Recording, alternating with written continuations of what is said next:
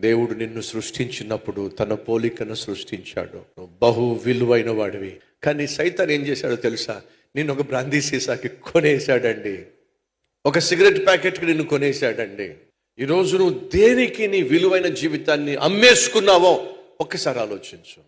అలా సైతానికి నువ్వు చాలా చీప్గా నిన్ను అమ్మేసుకున్నావు. ఇప్పుడు దేవుడు నిన్ను వెనక్కి కొనుక్కోవాలి అని ఆశపడినప్పుడు ఏం జరిగిందో తెలుసా?